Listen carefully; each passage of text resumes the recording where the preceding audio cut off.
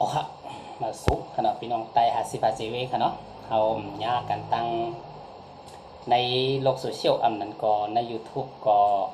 หลายเดือนเป็นเดือน2 เดือนแล้วค่ะเนาะก็นั้นแหละก็เพราะว่าอันนี้พอมีข่าวย้ำเนี่ยค่ะเนาะก็เพราะว่าการเชื่อจัดนี่ก็มันเหมือนว่าคนเขาเพราะว่าวาสนามันป้ายเนี่ยมันเป็นว่าวาสนาเจตนายาอะไรวาสนายามได้เนี่ยค่ะเนาะอันนี้ก็กูลองกับนั้นแน่เพราะว่าเฮามาตัวจอมกันในเมืองไทยเฮาค่ะเนาะเฮามาตัวเยาเขาตั้ง72 73 ปีค่ะเนาะเฮากลมไปตั้งเกิดตั้งค่ะเนาะสมัยนั้นก็นั้นแหละที่เฮามาศึกษารายละเอียดเพียนตัวตั้งการซื่อสัตย์บ้านเมืองของเปิ้นอำบำนอกเมืองในเมืองอำนั้นก่อนในเมืองที่เฮาอยู่ในเมืองไทยค่ะเนาะกำนั้นแหละโลกโซเชียลตัวนี้เนี่ยมันช่วยเหลือเฮานั่นคือเฮาปกติป้องแรงกันในง่ายแหละนั่นคือเฮาปกติเข้าหาเข้าออกกันในง่ายอันว่านั่นเนี่ยเฮาก็ลองได้เพียนด้วยว่าการเมืองเฮาในมันผิดกันแล้วมันขัดข้องกันแล้วเฮาสิแก้ไขกันแล้วเนี่ยพี่น้องใต้กูโก้นี่ก็ลองคิดคนช่วยกันว่นตัวค่ะเนาะก็เพราะว่าบ่ฮ้อมเฮ็ดเหมือนในนี่ก็ตากว่าตั้งหน้าอำนั้นก็มื้อหน้ามานี่ก็มันก็เป็นซื่อนี่ก็ดิกๆกอบนั้นแน่คนมีอำนาจในเมืองเฮามาซึกมาปาฏิกอบนั้นแน่เพราะว่าเฮาฮักเจื้อจัดไว้กับว่าเจื้อจัดอันว่านั่นแหละมันมีไว้อยู่แล้วกอบนั้นแน่คนเมืองแท้และคนซึกมาปาฏิเจ้าไหนสามขาเก่งต้องโลยันมันในคณะกอมนั้นในป้อเดี๋ยวเฮ็ดการเมืองในป้อเฮาม่วนว่าเฮาดีสร้างเฮือนหลังนึงเฮาดีมาอยู่ร่วมกันคนเมืองไทยเฮามีอยู่ประมาณ12กว่าล้าน13ล้านในกอบนั้นเฮาหลุเฮ็ดหลังเฮือนหลังนึงแล้วเฮาโตมีเฮือนหลังใหญ่ๆหลังนึงเฮาได้อยู่โฮมพร้อมจ้อมกันกับคน12ล้านในเฮาดีที่อยู่จ้อมกันไล่อันว่านั่นเนี่ยเฮาลองคุยเมืองเปิ้นค่ะเนาะก็บ่ไทยเขามี70กว่าล้านเนาะไทยเขายังมี70กว่าล้านเปิ้นยังอยู่จ้อมกันไล่ในค่ะเนาะกอมนั้นแน่พี่น้องใต้เฮาก็ลองจินจาโดยฝากถึงผู้ใหญ่คนดงเสียมกาในฝากถึงปาตีมาซึกค่ะเนาะมาโคเขียวโคลายกอมนั้นแหละอันที่ฮักโคเขียวอันที่ฮักโคลายนี่ก็ลองกระจังน้ำหนักโดยค่ะเนาะก็เพราะว่าจุ่มไหลเสียมบะลองเปิ้นเรียกว่าความไทยเขาเรียกว่าจินตนาการโดยขนาดจินตนาการก็พอความไทยเฮาแต่เรียกล่ะลองวนตัวลึกๆข้าวตั้งปีสู่เจ้าเฮาหาอะไรเกิดมาแล้วนี่ข้าวตั้ง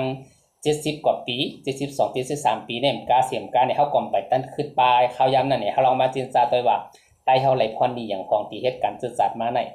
เฮาลงมาสั่งนำนักตัวในหลู่ค่ะเนาะอันที่ฮักโคเขียวอันที่ฮักโคลายก็เฮาก็ปันแห้งกูก็ปันแห่งกุจุบก็นั้นแน่ๆก้อยกับเพราะเฮาติเฮ็ดการมันการเมืองติเฮ็ดเมืองหนึ่งลูกอันวันนั้นแหน่เหมือนเขาว่าเฮาหลงมาเฮ็ดเฮือนค่ะเหมือนเฮือนหนึ่งหลังให้เลยเนี่ยก้อยกะเฮือนหลังนั้นเฮาติคือออกแบบมันเฮาติคือก่อสร้างเฮาดีนั่นคือบ่ได้อยู่ร่วมกันนั่นคือบ่ได้มั่นคงนั่นคือบ่ได้อยู่ร่วมกันกว่าปียาวเข้าถึงสิเลยเนี่ยตาดอดแดนคือเฮาบ่ได้ใหญ่มาให้เลยเนี่ยเฮาบ่ละยุกย่องปอเก่าแม่เก่าหน้าเก่าอาเก่าสร้างไว้ปืนสร้างไว้เฮือนหลังใหญ่อันไหนเนี่ยมันโปเป็นเฮือนมาใน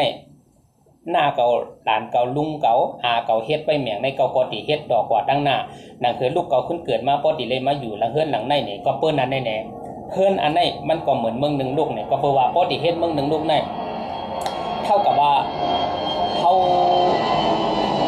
ตีหน้าเฮือนค่ะเนาะตีหน้าเฮือนสิเลยเนี่ยติเลยมีลูกมีหลานมีหลานก็ในมีลูกมีหลานมีหลานก็ในซึ่งคือหลานเนี่ยเฮาติเลยมีปักเปิงค่ะเฮาติเลยมีปักเปิงสิเลยเนี่ยเฮือนหลังในเฮาติแม่งกันเฮ็ดคนนึงเฮ็ดไร่คนนึงเฮ็ดนาคนนึงเฮ็ดสวนคนนึงก็กล้าคนนึงก็ขายคนนึงขับรถคนนึงโฮกาคนนึงโฮลุงเปลี่ยนคนนึงโฮยัดท่ามันสิมีมาทางก้อยมันลองเจอในกรมนั้นแหละใต้เฮาโหลสร้างอันไหนขึ้นก่อนค่ะเพราะว่าที่เฮ็ดนี่ก้อยกะอันหนาอันว่านี่มันกินเลยค่ะรุ่นเฮาในตกขึงโกนมาแล้วนี่หึงก็ตึ้งตีกว่าในหลังดินเมืองอยู่ห้างเผอห้างมันค่ะเนาะก็บ่ว่าอันหนาก็เอากะจ้อมไหลเงินค้ำก็เอากะจ้อมไหลย้อนเปิ้นนั่นแหละให้เฮาสร้างชื่อสร้างเสียงเสียเลยเนี่ยตัวตายก็ความเนาตัวตายเลยชื่อเสียงเนาเฮาวนลองเจอในสิเลยเนี่ยมาหน้าอันว่านั่นแหละอย่าไปคิดว่าติยึงกันอย่ามักกองอันว่านั้นก่อมเลยโหนนกุยค่ะเนาะก็นั้นแน่เพราะว่าวนลึกๆเนี่ยซึกจะในเป็นเผอค่ะเป็นลูกโปแม่ใจลูกโปแม่เจ้าคือเลยเห็นมายึงมาต่อสู้กันเ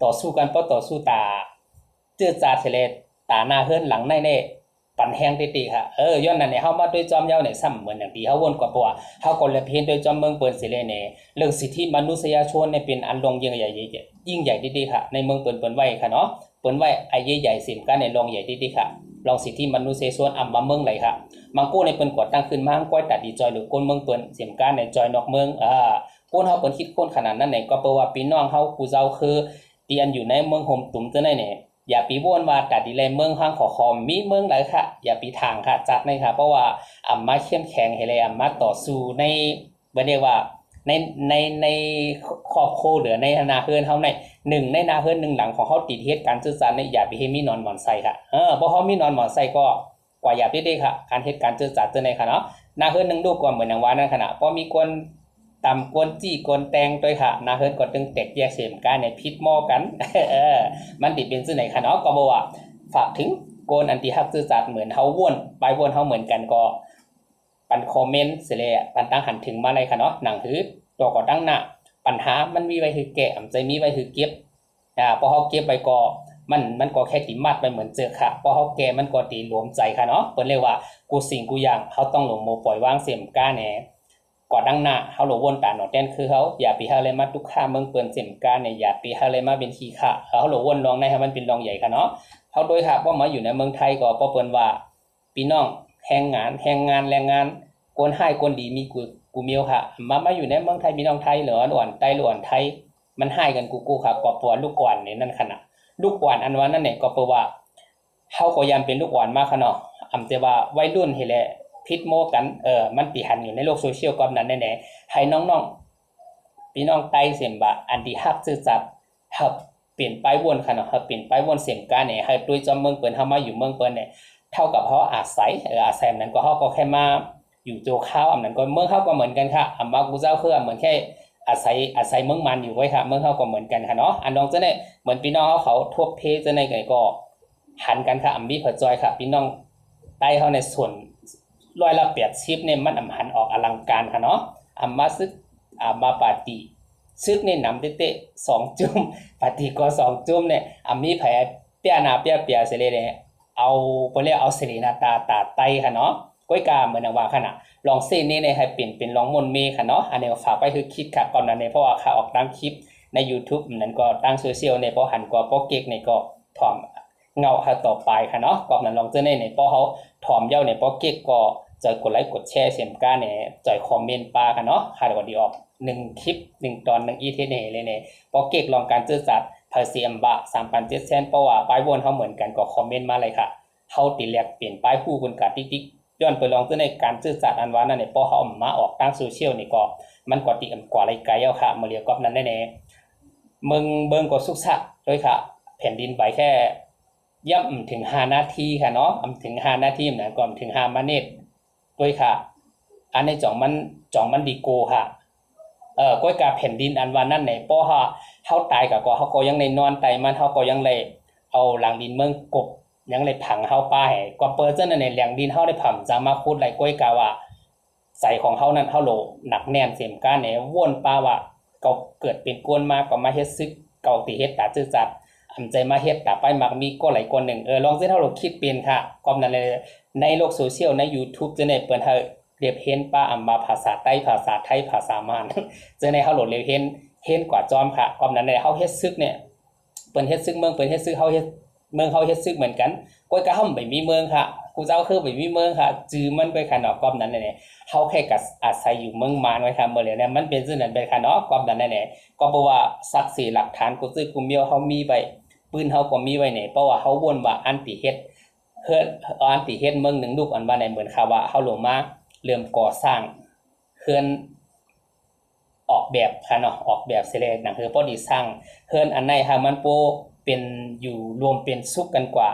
พี่น้องไต้เฮาประมาณ12-13ล้านในเฮาบ่ได้อยู่เฮือนหลังเดียวกันเฮ็ดแล้วให้มีปักมีเปิงให้แล้วอยู่ซ้อมกันอันว่านั่นแหละค่ะได้ย้อนสู่ไว้ซึ่งนั้นนี่ก็โคเพราะว่า